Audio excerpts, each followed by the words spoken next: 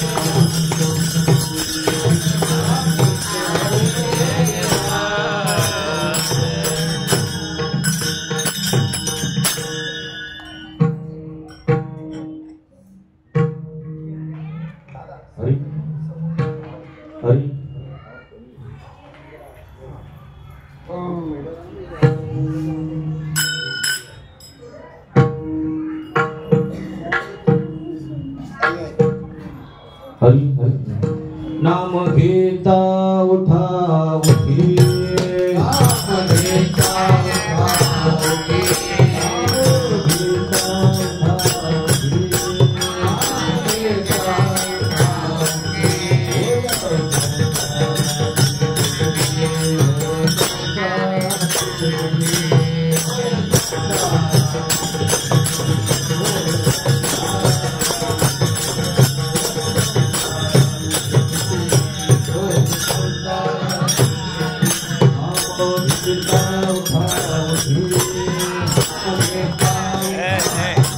नाम घेता उठा उठी,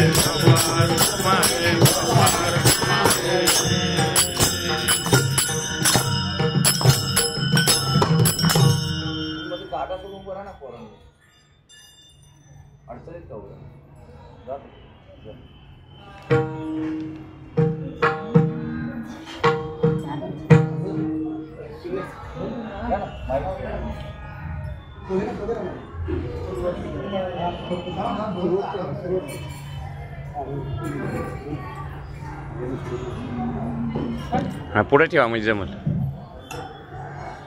जागा सोडून राहू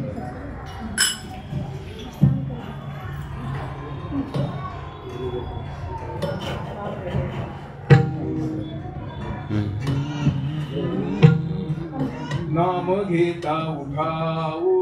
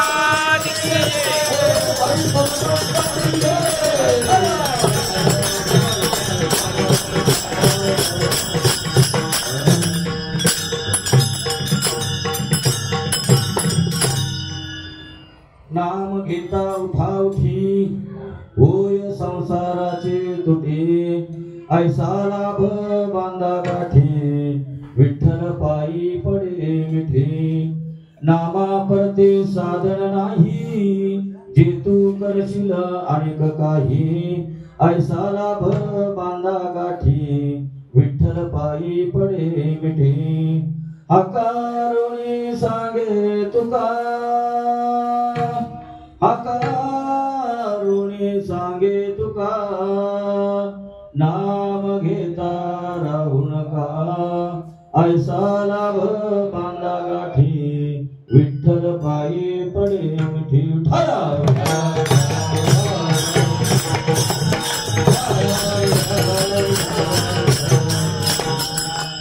महायोग पीठे तटे भीमरथ्या वरम पुंडलिकाय जातं मुनिंद्र आनंद गंगम परब्रह्मलिंगम भजे पांडुरंगम परब्रह्मलिंगम भजे पांडुरंगम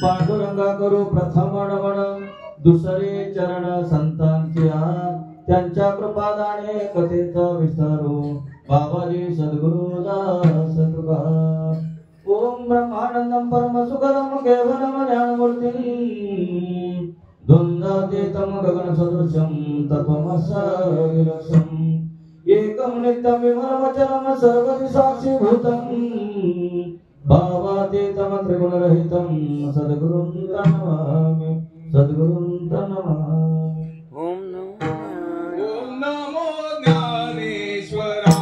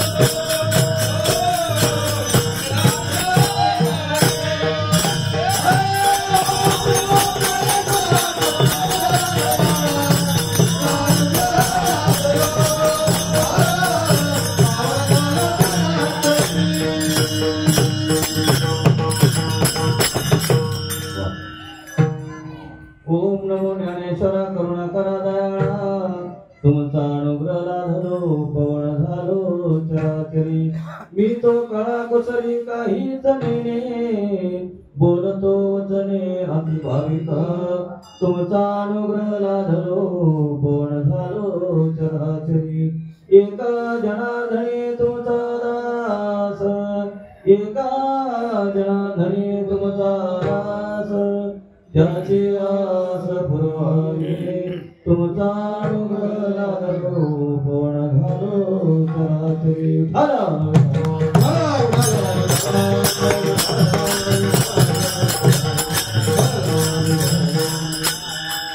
नाम घेता उठा उठी होय संसाराची तुटी ऐसा लाभ बांधा गाठी विठ्ठल पायी पडे मिठी नामा परते साधन नाही जे तू करशिल्या अनेक काही ऐसा लाभ बांधा गाठी विठ्ठल पायी पडे मिठी आकारुणी सांगे तुका नाम घेता राहू नका ऐसा लाभ बांधा गाठी विठ्ठल पायी पडे मिठी।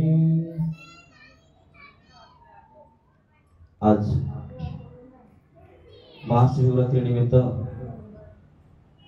अखंड हरिनाम सप्ताह कसा अखंड म्हणजे कधी खंडच नाही 53 वर्षे झाली खंड नाही आणि एवढ्या अप्राप्त परिस्थितीमध्ये 53 वर्ष अखंड हरिनाम सप्ताह करणं म्हणजे पूर्वीचे जे साधू संतांनी ज्या अप्राप्त परिस्थितीमध्ये जसा क्रमांक केला ती आठवण होते।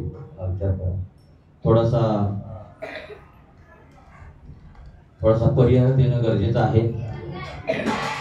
आज तसं पाहायला गेलं तर हरिभक्त परायण दादा महाराज गुंजाळ कांदळी यांच्याच कीर्तन सेवा होती, परंतु काही अपरिहार्य कारणामुळे ते येऊ शकले नाहीत। म्हणून मज पामराकडे तुमची सेवा करण्याचं मला भाग्य मिळालं, हे माझं परम भाग्य मी समजतो।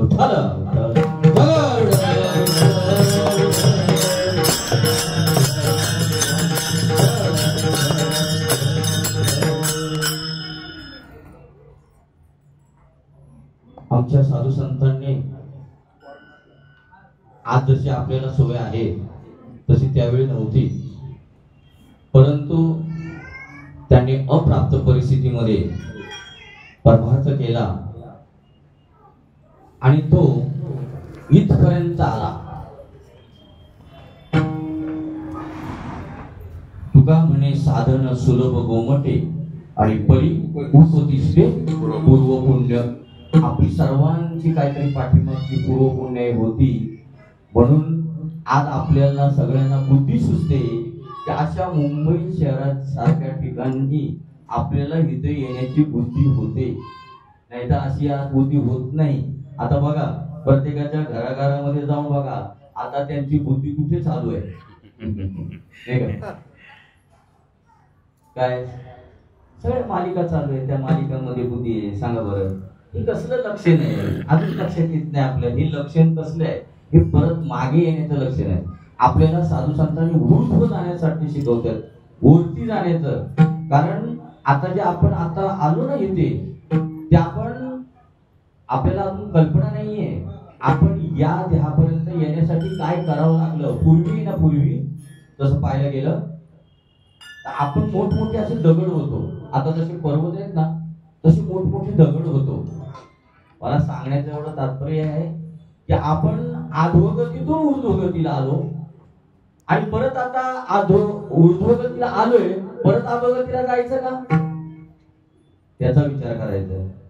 एवढे मोठे मोठे पर्वतासारखे दगड होते, त्याच्यावर ऊन वारा पाऊस लागून लागून त्याचे बारीक बारीक खडे झाले, त्या खड्याची माती झाली, ती माती झाडांना गेली, त्या झाडांना फळं आली, ती फळं आमच्या माता पित्यांनी खाली आणि ती खाल्ल्यानंतर तुमचा आमचा जन्म झाला.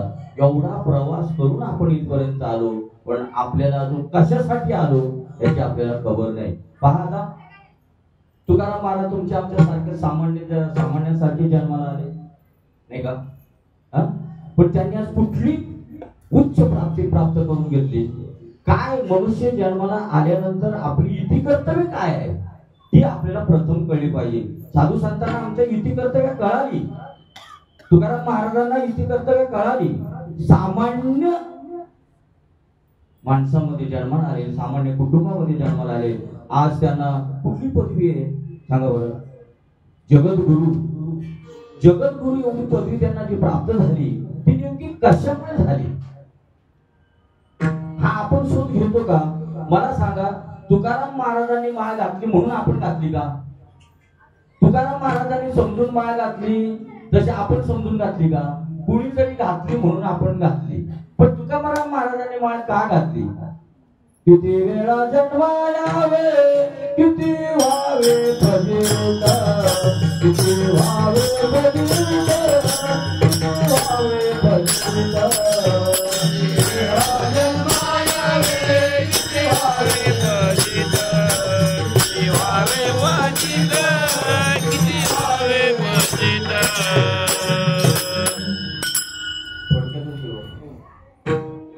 टाइम पण झाला.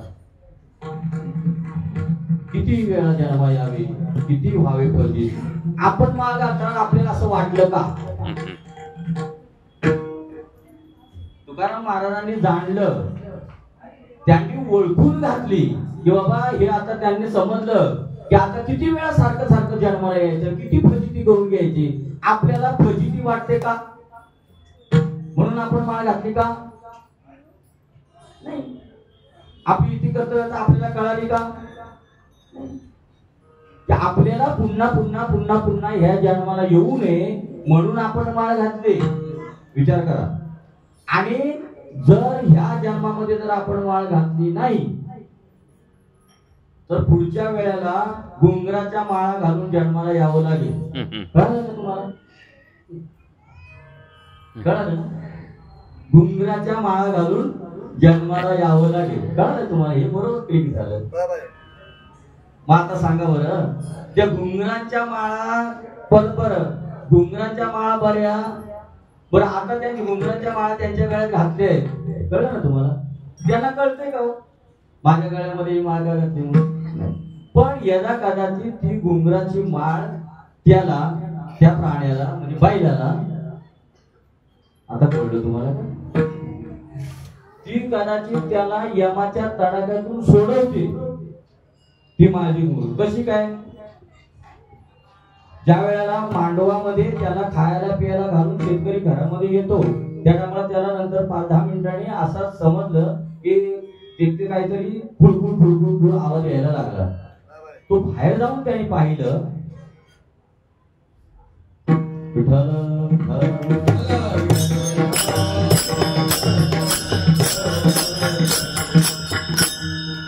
बाहेर जाऊन त्याने पाहिलं, त्यांना असं वाटलं फुलफुल करतो म्हणजे कोणतरी इथे प्राणी आलेला आहे. पाहिलं तर तिथं साप होता. मग विचार करा, जर ती घुंगराची माळ त्याला जर काळाच्या तडाख्यातून सोडवते, असं तिकडे लक्ष न कधी होतं, काय करणार? ते ऐकणार पण नाही. असं आपण तिकडे लक्ष नाही द्यायचं. आपण आपल्याकडे, आता तुम्ही विचार करा, इथं काहीच नाही. रणांगणावरती ज्या टायमाला कौरवांचं पांडवांचं युद्ध झालं कुरुक्षेत्रावरती, तेव्हा किती सैन्य होतं? असं नाही सैन्य होतं नाही का? 18 अंशेनी, हे 12 अंशेनी आणि ते 7 म्हणजे 18 अंशेनी सगळं सैन्य होतं. त्याच्यामध्ये घोडे हाती किती किती करत होते. त्यांचं तिकडे लक्ष होतं का? सांगा बरं. युद्धाकडे लक्ष होतं ना. असं जर आपला उद्देश असेल, तिथं आपण लक्ष असेल तर कसं राहायचं? लक्ष देऊन काय फायदा? उगाच आपला वेळ जातो त्याच्यामध्ये जाऊ दे. ते सांगून पण आता ऐकणार नाही. नाही का? काय सांगत होतो गोंगराच हा ती माळ जर समजा ते बरोबर येतं लक्षात राहत पण ते नुसतं आपण म्हणतो आता घुमराची पण का सांगितलं कशासाठी सांगितलं खरंच आपल्याला सांगितलं का बैलाला सांगितलं याचा विचार कोणी करायचा बैलांनी करायचा का माणसाने करायचा माणसाने केला पाहिजे ते करतील का आता अहो त्यांनी ते पण आता जे बैल किड्या मुंग्या वगैरे जे झालेले पशु पक्षी प्राणी जे झालेले ना ते सुद्धा पहिल्यासारखे आपल्यासारखे होते आले लक्षात मग ते आता आजूबाजूला का आले ते ही झाडं झुडपं पशु पक्षी प्राणी का आले 15 यात्रेकडे जाऊन पहा ज्ञानेश्वरीच्या ते सुद्धा तुमच्या आमच्या सारखे होते पण आता आजूबाजूला ते का आले तर त्यांना मनुष्य जन्म मिळाला होता पण त्यांची इति कर्तव्य त्यांना कळाली नव्हती म्हणून त्यांना आता पशु पक्षी प्राण्यांच्या जन्मात यावं लागलं आता कीर्तन प्रवचन म्हणजे नेमकं काय हाच आपण त्याचा उद्देशच आपल्याला अजून कळालेला नाही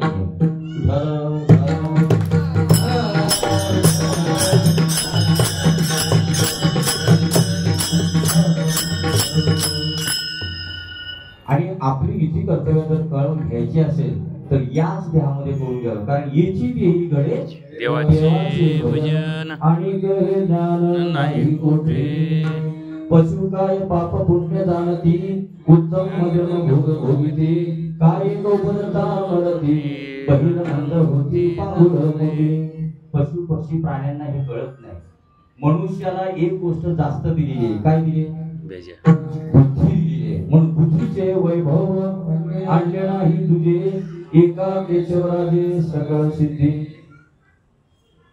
कीर्तन प्रवचनातून सासू सासऱ्याच्या गोष्टी सांगण्यासाठी ही गादी नाही आणि आपण सासू सासऱ्याच्या गोष्टी सांगितल्या राहत नाही हा मोठा घोळ आहे काय सांगायचं ते सांगणाऱ्यालाच माहित नाही तर सांगणाऱ्याला माहित नाही तर ऐकणारा काय सांगा बरं तुम्हाला आता अतिशक्ती वाटेल त्या शोले पिक्चर मध्ये ती असते ना कोण गावाली कोण झालेली असते त्याच्यामध्ये काय नाव तिचं बसंती आणि तिचा तो आता सगळ्यांना हसणार आता आपलं आलं ना प्रकृतीचं आलं की आपल्याला लय हसायला येतं पटकन पण आत्म्याचं आलं की आपण ते खरं आपलं आहे आत्म्याचं स्वरूप कळून घेणं आत्म्यामध्ये काय कळलं देव म्हणजे काय हे कळून घेणं हे स्वरूप आपलं आहे हे कळून घ्यायचंय पण ही प्रकृतीचं आलं आपल्याला खुदकन हसायला येत नाही का तर ती बसंती आणि तो एक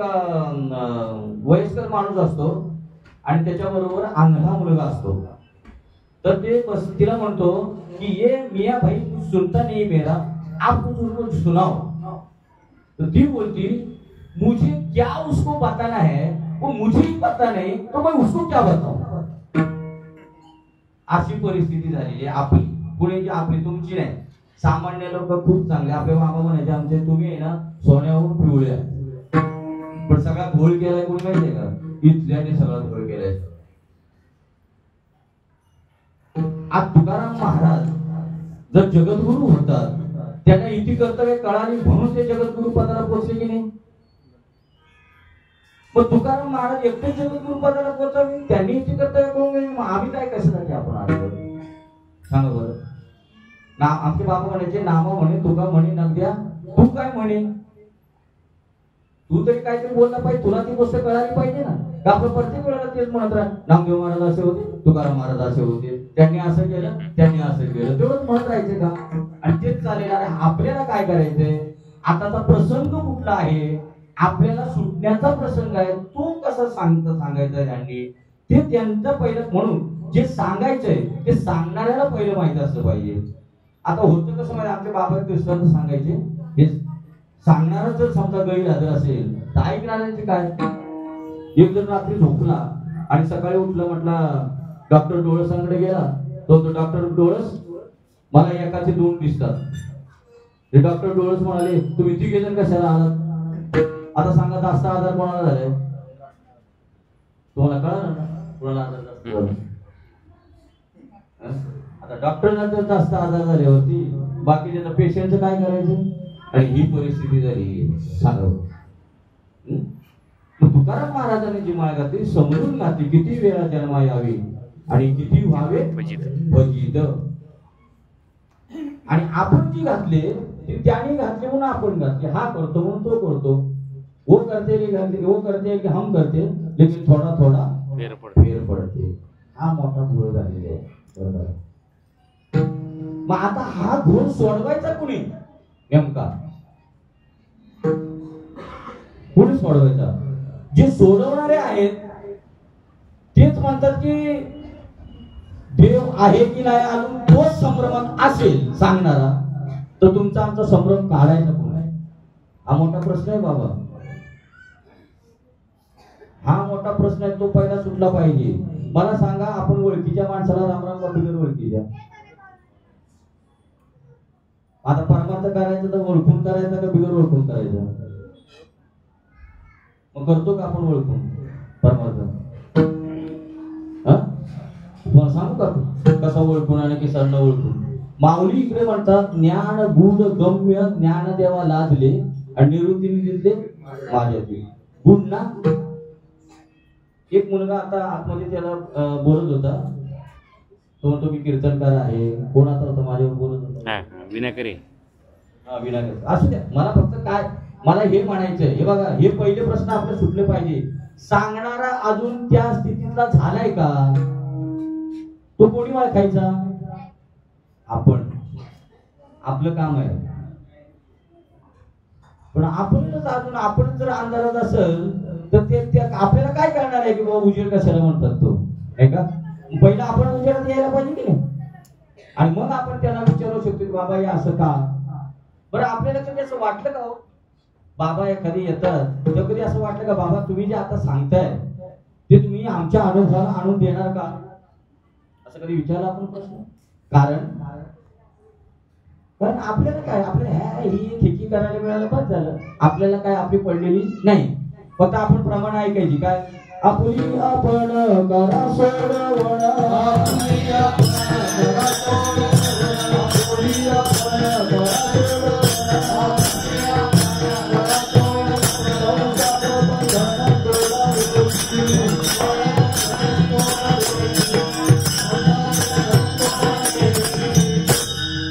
कोणी कोणाची सोडून करायची? आपलीच आपण सोडून करून घ्यायची. मग घेतो का? ही रीत आम्हाला सांगितली का आपली आपण सोडून कशी करून घ्यायची? प्रत्येक व्यवहारामध्ये आपल्याला रीत कळते. लग्न रीतीने चालतं का असंच चालतं? कोणी करतो म्हणून रीतीने ना. लग्न रीतीने चालतं ना आपल्याला, बरोबर आहे? आणि आता शेतकरीच्या टायमाला शेती करतो ती रीतीने करतो का आपली अशीच करतो? रीतीने. म्हणजे दुसरा कोण करतात त्या पद्धतीने करतो, बरोबर? शाळेत गणित सोडवलं जातं का रीतीने का चालीने? शाळेत गणित सोडून जातं रीतीने का चालीने बाबा? रीतीने, बरोबर ना? शाळेतली गणित रीतीने सोडवली जातात हे आपल्याला कळतं. मग आता भजन चालीने व्हावं का रीतीने व्हावं? आलाच प्रश्न. कशाने व्हायला पाहिजे बाबा? रीतीने व्हायला पाहिजे ना. आपली बदल कशी चालली? नुसती चालीवारी, नुसती चालीवारी. हरिपाठाचं जर एखादा जर समजा पाय त्याची काय चालताना जरा चुकला गेलं की त्याने इकडून फटका कुठे द्यायला पाहिजे? हरिपाठ म्हणजे शब्द पाठ करणं म्हणजे हरिपाठ आहे का? हरीला पाठ करायचं म्हणजे हरीला ओळखायचं आहे आपल्याला, म्हणजे हरिपाठ आहे. आपल्या इकडे जरा पाय चुकला की जरा ते आणि परमार्थ काय डोक्याने करायचा असतो का पायाने करायचा? व्यवहार डोक्याने करतात का पायाने करतात तुमच्याकडे? आणि परमार्थ तुम्ही बोलले ना डोक्याने, बरोबर? बरं, आणि परमार्थ मग कसा केला पाहिजे? डोक्याने करतो का आपण?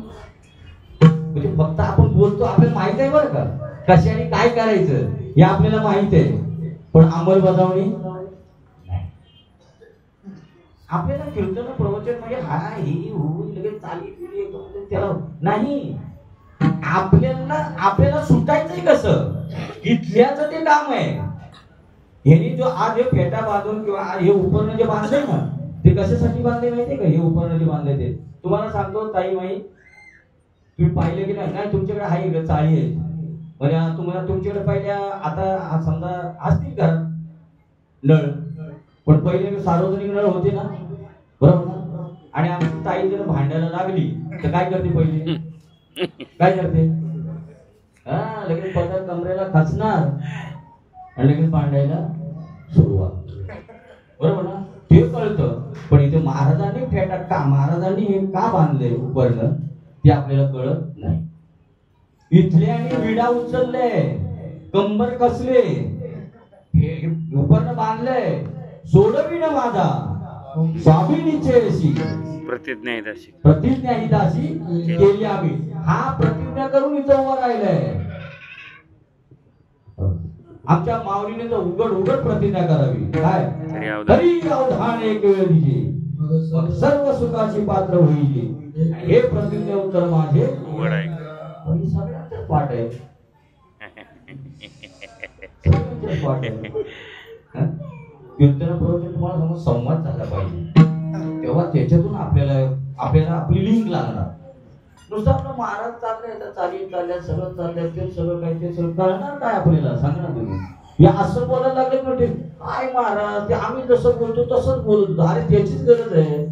मीच कोण सांगा आता बरं, मी आता माझ्या ह्याच्यामध्ये जर बोलायला लागलो तर तुम्हाला काय करतं मला सांगा. मी आता करतो यदा यदा हि धर्मस्य ग्लानिर्भवति भारत अभ्युत्थान धर्मस्य तदात्मानं सृजाम्यहम् परित्राणाय साधूनां विनाशाय दुष्कृतां धर्म संस्थापनार्थाय संभवामि युगे युगे. काय कळलं तुम्ही सांगा. आणि हे आम्हाला लय आवडतं. वा वा काय महाराज बोलला. अरे आपल्याला काय कळलं? आपल्याला कळण आपल्या भाषेमध्ये त्यांनी सांगितलं पाहिजे किंवा आपल्याला काय करायचंय, माळ का घालायची, नाम काय घ्यायचं. तर तो मुलगा मगाशी मी आता जे सांगत होतो ते आलो बरोबर, आपण लाईनीत आलो तिथे. तो मुलगा बोलतो की मी माळ घातली, मी कीर्तन पण केली, 2 कीर्तन केली, आता मला 3रं कीर्तन. तुला सांगितलं काय? ते म्हणलं सांगायचं नाही. काय म्हणलं? ते म्हणलं सांगायचं नाही. तरी पण सांग म्हणलं. आता आपण एकमेका जातीचे ना, तुला म्हणे येते पाहिजे जातीचे कामाचे काम नाही. आपण काही येडी आहोत का माळ्यात तिथं? मग सांग ना. मग सांगायला लागला. काय सांगितलं? त्यांनी जे सांगितलं ते पुन्हा एकदा म्हणता येणार नाही. सांगा बरं. कळतंय ना तुम्हाला? रामकृष्ण हे अवतारा आलेल्यांची नाव आहेत. लक्षात घ्या. रामकृष्ण ही तुमचा आमचा कळवळ आला म्हणून त्यांनी तो अवतार घेतला. का? तर तुमचा आमचा कळवळा येतो हिताचा कळवळा. आणि मग मला सांगा, रामकृष्ण हे तुम्ही, मी तुम्हाला पहिला प्रश्न विचारतो. ज्या टायमाला माणूस मरतो, म्हणजे आपण मरतो असं म्हणतो, त्या टायमाला त्याची पहिली वाचा जाते का प्राण जातो? इथं बोलायचं बरं का. कारण आजची तुम्हाला उकल झाली ना, आजची तुमचं कीर्तन सफल. खोटं सांगतो, खरंच सांगतो. आजची जर उकल झाली तर कीर्तन सफल नाही, तुमचा जन्मच सफल. पहिले वाचा जाते का प्राण जातो? काय जाते बाबा? तुमची काय माणसे मरत नाहीत का? मरतात ना. काय जाते? वाचा जाते. बरोबर. मग मला सांगा, साधू संतांचं असं म्हणणं आहे की आधी जाते वाचा, मग जातो प्राण, मग कैसा म्हणशी राम राम. तुम्हाला काय उकल होते का? उकल होते का? नाही. आधी जाते वाचा, मग जातो प्राण, मग कैसा म्हणशी राम राम. म्हणजे शास्त्र असं सांगतं, साधू संत आमचे असं सांगतात की शेवटचा श्वास जाईपर्यंत नाम राहिलं पाहिजे मुखामध्ये. आता बघा, जरा विचार करा, लक्षात घ्या जरा. आपला शेवटचा श्वास जाईपर्यंत काय राहिलं पाहिजे? नाम राहिलं पाहिजे. बरोबर आहे? देवाचं नाम. आणि मग इथे जर वाचेने जर नाम घ्यायला सांगितलं असतं तर पहिले तुम्हीच कबूल केलं. पहिले काय जाते? वाचा. आणि मग प्राण असतो ना, बरोबर. मग नाम कसे? मग प्राण आहे तर अजून नाम घेतलं पाहिजे. कसं घेणार?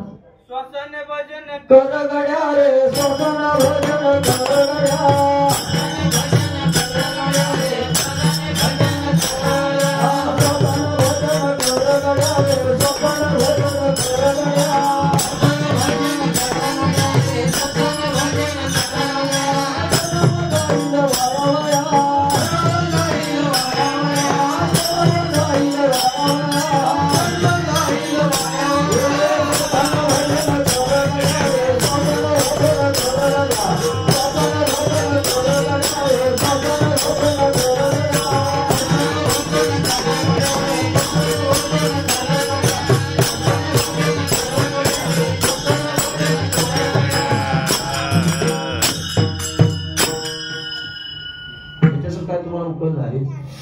कशाने भजन करायला सांगितलं? भजन सगळेच करतात हो. माऊलीचं प्रमाण आहे, जे मनुष्य जात सकळ स्वभाव ताच भजनशील झाले असे केवळ माझ्या ठाई. पण काय झालंय, परी ज्ञाने विण नाशिले भक्ती भेदाशी आले आणि कल्पू नये ते कल्पू लागले अनेकत्व. सगळेच भजन करतात.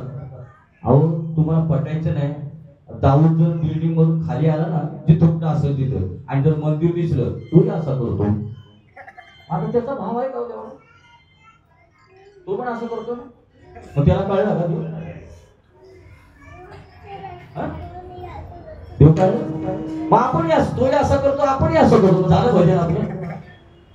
नको का विचार? आपण कधी विचार करणार सांगा बरं मला. बरं एक एक पॉइंट घेऊ आपण. ज्या टायमाला गर्भामध्ये तो जीव असतो बरोबर, तेव्हाही भजन करतो. लक्ष देऊन ऐका. गर्भामध्ये ज्या जीव असतो त्यावेळेस भजन करतो बरोबर. मग मला तुम्ही विचार केला का कधी बारकाईने? विठ्ठला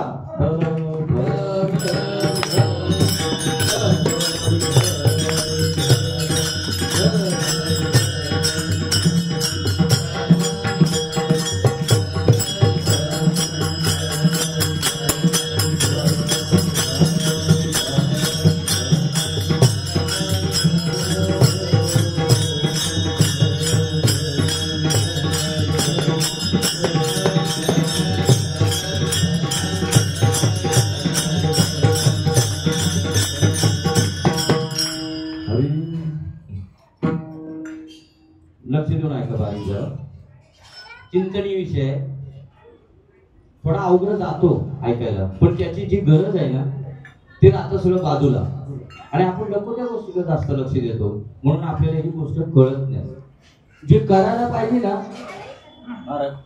जे करायला पाहिजे ते राहतं सगळं बाजूला, आणि नको त्या गोष्टीला आपण करत असतो म्हणून कळत नाही. सारा आयुष्य सोडून पाहिलं, जे करायचं ते तर राहिलं. सारा आयुष्य सोडून पाहिलं, जे करायचं ते तर राहिलं. सारा आयुष्य सोडून पाहिलं, जे करायचं ते तर राहिलं. सारा आयुष्य सोडून पाहिलं, जे करायचं ते तर राहिलं. सारा आयुष्य सोडून पाहिलं, आयुष्य सोडून पाहिलं. सारा आयुष्य सोडून पाहिलं,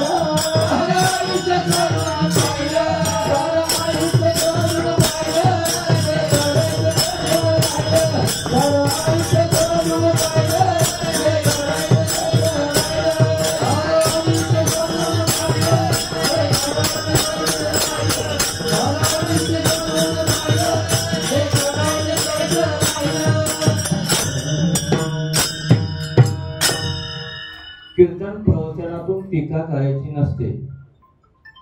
लक्षात येते? कीर्तन प्रवचनातून टीका करायची नसते, पण समज द्यायची असते. कळलं ना? कीर्तन प्रवचनातून टीका करायची नसते, पण समज द्यायची असते. म्हणजे आता अर्थ ज्याने त्याने आपण समजून घ्यायचं, हे बरोबर का ते बरोबर, ते बरोबर का हे बरोबर.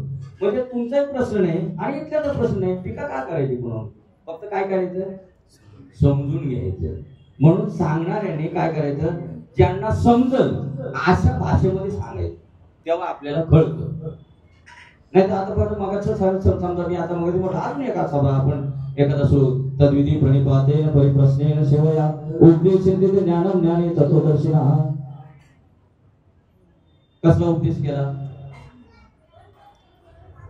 कसा उपदेश केला, पण कधी तद्विधी प्रणिपाते न परिप्रश्ने न सेवया. तद्विधी नम्रता व्हायला पाहिजे. नम्र झाला होता त्याने गुंजिले आनंदात. आता आपण गुरुकडे गेलो, बाबाकडे गेलो, बाबा मला तुम्ही सांगा ना. बाबा म्हणे पहिल्या बाहेर कसं जायला पाहिजे, बाबा कसं केलं पाहिजे विचारायला. तद्विधी प्रणिपाते न परिप्रश्ने न सेवया. प्रश्न विचारले पाहिजे बाबांना. बाबा हे काय, माझी सुटका कशातून होईल, माझी सुटका कशी. कधी आपल्याला वाटलं का प्रश्न विचारायचा असेल, कधी सुटका होणार आपली. बरं प्रत्येक जण, प्रत्येक जीवाने आपापली सुटका करून घ्यायची. म्हणून तद्विधी प्रणिपाते न परिप्रश्ने सेवया. आणि उद्देश ज्ञानम, ज्ञानी तत्त्वदर्शिना. ज्ञानी कोणाची ओळख करून देतो. तिथं काय एखाद्या रामाचं किंवा कृष्णाचं नाव टाकलं नाही, प्रश्न पडतो का कधी आपल्याला. तत्वाचं दर्शन. कारण सांगतो तुम्हाला का नाही रामकृष्ण टाकलं, राम किंवा कृष्ण. ज्या वेळेला आपला भारत देशाला संपूर्ण जेवढे देश आहेत त्या देशांनी आपल्या भारत देशाला परमार्थिक दृष्ट्या गुरु मानले. विचार करा. मग आता ज्या वेळेला आपले स्वामी विवेकानंद अमेरिकेला गेले त्यावेळेला त्यांना काय काय सांगितलं असेल रामकृष्णाने. तिथं पण उपदेश केला. जरा थोडं डोकं आपण लढवलं पाहिजे. आमचे बाबा म्हणायचे यूज द ब्रेन. डोकं वापरा. काय करायचं, यूज द ब्रेन. ही समज चाललेली आहे. मी पहिलेच सांगितलं टीका नाही कोणा करूच नाही. कीर्तन समज देता आली तर द्यायची, नाही ती करायची नाही. तर तुकाराम महाराज म्हणतात निंदक आमचा सखा कपडे धुतो फुगा. मग ज्या वेळेला अमेरिकेमध्ये ज्या टायमाला स्वामी विवेकानंद गेले त्या टायमाला त्यांना सुद्धा त्यांनी उपदेश केला. मग तो काय उपदेश केला सर, रामकृष्ण म्हणते तद्विधी प्रणिपाते न परिप्रश्ने न सेवया. उपदेश ज्ञान. उपदेश केला. तत्वदर्शिना. तत्वाचं दर्शन संत करून देतात. काय तत्व आहे नेमकं, काय तत्व. ते तत्व असं आहे, देवा नाही रूप, देवा नाही नाव, देवा नाही गाव, कोठे काही. देवाला रूप नाही, देवाला नाव नाही, देवाला गाव नाही, रंग नाही, रूप नाही, नाही वर्ण छाया, निर्गुण निराकार तूच रघुराया. मै गुलाम तेरा. जर गुलाम बनायचं असेल तर त्याचं बनावं. उगाच कुणाच्या तरी आठवत नाही गुलाम बनायचं, त्याचं गुलाम बनायचं. मग देवाला जर रूप नाही, रंग नाही, बरोबर आहे, रंग नाही, रूप नाही, नाही वर्ण छाया. मग त्या देवाला जर प्राप्त करायचं असेल तर साधन कसं पाहिजे. जर निर्गुण येतं ना लक्षात तुमच्या, निर्गुण म्हणजे निराकार भगवंत जर आपल्याला प्राप्त करायचा असेल तर साधन निर्गुण निराकारच पाहिजे का आकाराचं पाहिजे. बोला, निराकारच पाहिजे ना. मग निराकाराचं जर साधन निर्गुण भगवंत जर आपल्याला प्राप्त करायचा, निराकार भगवंत प्राप्त, तर त्याला साधन कसं पाहिजे, निर्गुण निराकारच पाहिजे. सांगतो तुम्हाला ना, म्हणजे आपल्याला कळेल. तुमचे काम क्रोध आहेत आपल्याकडे, दिसतात का. दिसले असते तर डॉक्टर गेलो असतो, डॉक्टर माझा ना क्रोध लय खवळलाय, तर कापून काढा, ऑपरेशन करा म्हटलं असतं. पण दिसतोय का, नाही दिसत. मग त्यांना जर पाप करायचं असेल तर त्याला साधन कसं पाहिजे, दिसणारं साधन का न दिसणारं साधन. बोला ना, बोला ना.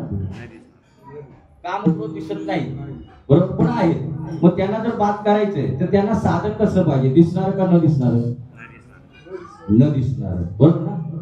मग आता देव जर दिसत नाहीये, निर्गुण निराकार आहे, त्याला साधन कसं पाहिजे, न दिसणार का दिसणार. म्हणून श्वासन भजन कर गड्या रे, श्वासन भजन कर गड्या.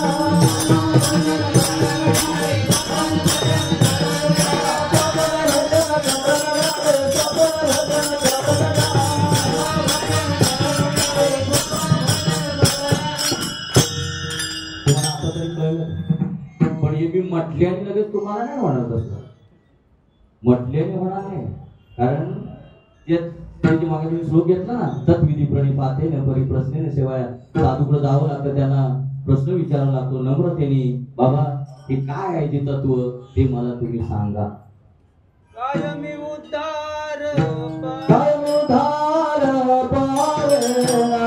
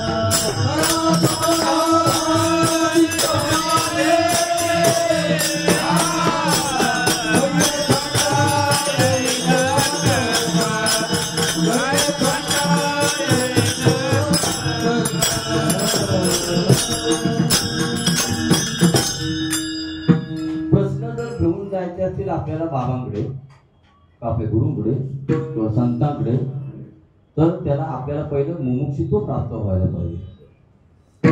तर आपण प्रश्न विचारू शकतो. जोपर्यंत आपण आपल्याला प्रश्न पडत नाही, जोपर्यंत आपण एखादा प्रश्न विचारत नाही, आपल्याकडे अजून मुमुक्षुत्व प्राप्त झालेलं नाही. कारण मुमुक्षुत्व प्राप्त झालं म्हणजे त्याला असं वाटतंय की मलाही ऐकल्यावरती मुमुक्ष प्राप्त होतं, त्याला असं वाटतं मलाही असं व्हावं, मलाही मिळालं पाहिजे, माझ्यापर्यंत आलं पाहिजे, असं वाटतं का? आपण तेच करत बसायचं? सांगा बरं. मला तुम्ही विचार करा, मग स्वामी विवेकानंदांनी तिकडे राम आणि कृष्ण सांगितलं असेल का? तत्वाचं दर्शन घडवून दिलं तिकडे. रामकृष्ण सांगितलं का? आजचा विचार आपण नको करायला. पण मगाशी झाला विचार, आधी जाते वाचा मग जातो प्राण. मग भजन कशाने झालं पाहिजे? आदपादपणे उलट प्राणाचा तेथे मनाचा पाठ सगळ्यांचेच आहे. बघा एक समज चालले. तुम्ही कीर्तन प्रवचन पाहिजे तर वाटलं तर समजू नका. हे समजा तिथे आपला एक संवाद चालू आहे. लक्षात येते का? आजपा म्हटले, काय म्हटले? अजपाचा अर्थ काय होतो? तुम्ही बोला. अजपाचा अर्थ काय होतो? जपाचा अर्थ आहे. आजपाचा अर्थ काय होतो? अ म्हणजे नाही, जप म्हणजे जप, म्हणजे जप न करता हे साधन आपल्याला मिळालं पाहिजे. जप न करता मग कसं काय? आता या तोंडाने जर आपण नुसतं थोबडाने म्हणायचं म्हटल्यावरती इकडे वाचा जाते. माता भजन कसं करते? हे आजपाजपणे उलट प्राणाचा तेथी मनाचा देवधार वाचे. ते भजन आपल्याला शिकायचं. ते भजन आपल्याला साधू संत शिकवतात. त्यामध्ये हृदय स्थाच्या ठाई. ते कुठं भजन चालू आहे? कुठं चालू आहे? आत आत आतमध्ये. हे नारा आत बघ जरा, जीव हा खरा नव्हे ही माया. तू बुद्धी दर्पणे ब्रह्मरवीची छाया. वरी वरी मेघ अंबरी उठून सागरी मावळते. ही उपमा घेता वरते तुला त्या कळते. ओंकार साधन साधन सांगतो. ओंकार प्रणव उच्चार होय साचार हात बघ कैसा. तू शब्द अवनव तुम्ही तुम्ही. तो श्वास बोलतोय आतून, हवा आतून बोलते. भीती आहे, भीती आहे अखंड. त्याला म्हणतात अखंड नाम सप्ताह. आपण बरोबर सुरुवात केली तिथं झालो आपण अखंड याला. ते थांबेल का हो? आणि कोणी थांबवण्याचा प्रयत्न केला तरी नाही. आदपा न जपता जो जप चालू आहे, त्या जपाने भगवंताची प्राप्त होऊ शकते.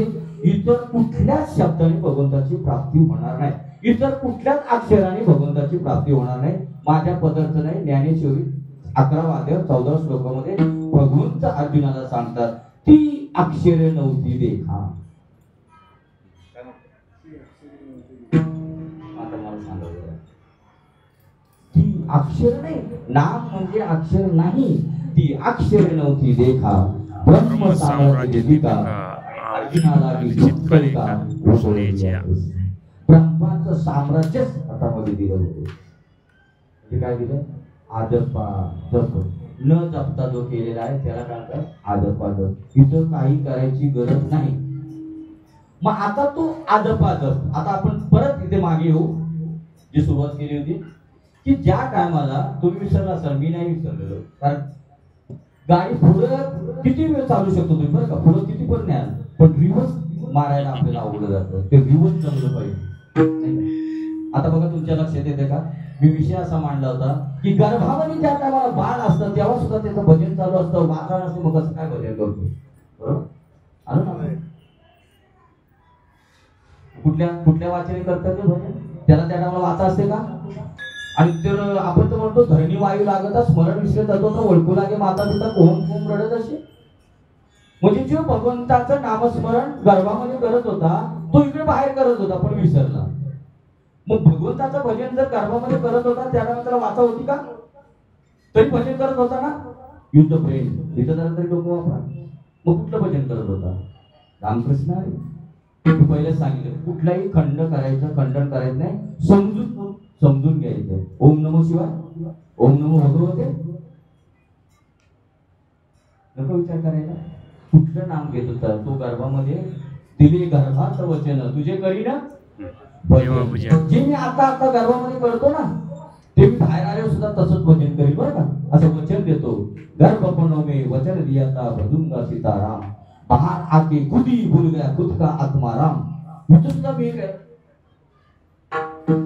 बाहर आके खुद ही भूल गया खुद का आत्माराम म्हणजे स्वतःचाच आत्माराम विसरला. म्हणजे आतमध्ये म्हणत होता मी ब्रह्म आहे मी आत्मा आहे मी देव आहे आणि बाहेर आल्यावरती विसरला तसा पसरला तसा घसरला. ही परिस्थिती झाली. मग आता ह्याच्यावर जरा आपण बारकाईने नको का विचार करायला की गर्भामध्ये त्याला वाचा नव्हती तरी त्याचं भजन चालू होतं. म्हणजे कुठलं भजन असेल ते ज्ञान गुण गम्य ज्ञान देवा लाभते आणि निवृत्तीने दिली माझ्या हाती. हे भजन करायचं आपल्याला. मग ते कुठं असतं आतमध्ये कुठं भजन करायचं आतमध्ये. त्या भगवंत म्हणतात उद्धवाला सांगतात भागवतामध्ये अरे जिथं भजन चालू आहे तिथं कोणाचंच लक्ष नाही. हे सगळं बाहेर स्वतःच चाललंय सगळ्यांचं बरं आपल्या सहित. त्या मज हृदयस्थाच्या ठाई भजनशील कोणीच नाही शीलता ती बाह्य उपायी जण अपाय होतात. अरे माझं भजन आतमध्ये चाललंय आणि सगळं बाहेरच भजन चाललंय. सगळं चला आळंदीला चला पंढरपूरला चला तुळजापूरला चला महालक्ष्मी असं म्हणे सगळ्यांचं भजन चालू आहे. आणि जिथं भजन चालू आहे एवढ्या जवळ आहे तर तिकडे कोण बघायला मागत. हे भजन आपल्याला भेटलं त्या मध हृदयाच्या ठाई भजनशील कोणीच नाही. नुसता शीन करून घेतात पण भजन काय अजून एकालाही कळालेलं नाही. नाम अजून एकालाही कळालेलं नाही. माझ्या बदलचं नाही. ज्ञानेश्वर महाराज म्हणतात नाम अजून एकालाही कळालेलं नाही. मग इथं आपल्याला नको का जरा थोडस जाऊन राग यायला पाहिजे उलटा का नाही. मग आपण ज्याला माहिती आहे त्याला विचारू असं वाटतं का. आणि योग्याची माऊली ज्ञानेश्वर महाराज म्हणतात ज्ञानदेव म्हणे नाम हे सुलभ आणि सर्वत्र दुर्लभ विरळा जाणे. का बरं विरळा का. रामकृष्णाला कोणाला म्हणता येत नाही. विचार करायचा आपल्याला. आमचे बाबा म्हणायचे चांगला विचार केला तर विचाराने देव करणार आहे बरं का. हे असं हे करून वगैरे ते नाहीये. ते ठीक आहे साधन आहे ते कारण त्या साधनानेच आपल्याला पुढे जायचंय म्हणून साध्य नाहीये. प्रत्येकाला वाटतं कीर्तन करणं सुद्धा साध्य नाहीये प्रवचन करणं सुद्धा साध्य नाहीये. हे पण साधन आहे. आपण मार्गस्थ आहोत तिकडे चाललोय आता सर. पण आपण सगळं कीर्तन कर जरा कुठं आमचं ताई माईने जरा कीर्तन कर जरा लागलाय बोलायला मी तिकडूनच ठरवलं हा माझा बाबा. अरे बाबा बाबा इथे नाहीये. ज्ञान देणारे आपले नाम देणारे ती वेगळी असतात. विरळायचा कोणी तुका त्याशी लोटांगणी. आपल्याला जरा काय असं झकपक केलं की झाला तो संत झाला. आणि हे कपडे घालणं फेटा घालणं म्हणजे संत नाही.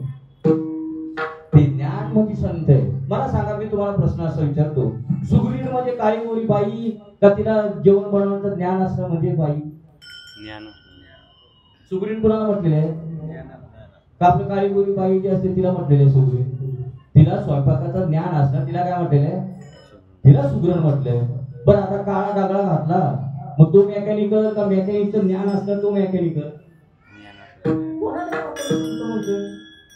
आणि काळा कोट घातला म्हणजे तो वकील का वकिलीचा असलेलं ज्ञान म्हणजे वकील. माझा कपडे आमच्या सारखीने घातले म्हणजे काय तो ज्ञान झालं. भगवंताचं ज्ञान असणं म्हणजे त्याला संत म्हटलंय. त्या ज्ञानाला संत म्हटलेलं आहे. ज्ञानाला कोणी संत आहे याला नाही या पेरावाला नाहीये. इथंच सगळे बोलले. आता ते फोकस बघा ते जास्त माझ्यावरतीच आहे. या असे सगळे फोकसवारीत येतात आणि फोकसवारीत जातात सगळे. तुमच्या आमच्या काय पत्र फोडतच नाही.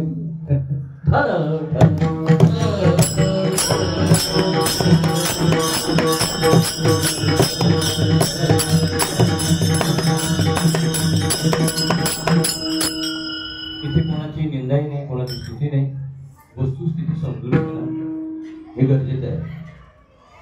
आणि आता जे मी तुम्हाला सांगितलं ते मी माझ्या मनाचं सांगितलं का साधू संतांचं सांगितलं? सांगा. साधू संतांचं प्रमाण आहे का प्रत्येक वेळेला? म्हणजे आपल्या पद्धतीने नाही, आपल्या पद्धतीने सांगूच नाही. आपल्या पद्धतीने सांगू. मग काय नेमकं नाम म्हणजे आदरपणे ओरडे प्राणदान, आणि ते म्हणावं लागत नाही, बोलावे लागत नाही. अजून तुम्हाला पाहिजे त्याच्यामध्ये प्रमाण देईल. मुख हाले ना, कंठ हाले ना, जीवा स्मरे ना राम, और राम हमारा जप करे हम बैठे आराम. आणि आपल्याला काय केल्याशिवाय काय जमतच नाही. तुमच्या लक्षात येते ना मला काय म्हणायचं? मुख हाले ना, कंठ हाले ना, जीवा स्मरे ना राम, और राम हमारा जप करे हम बैठे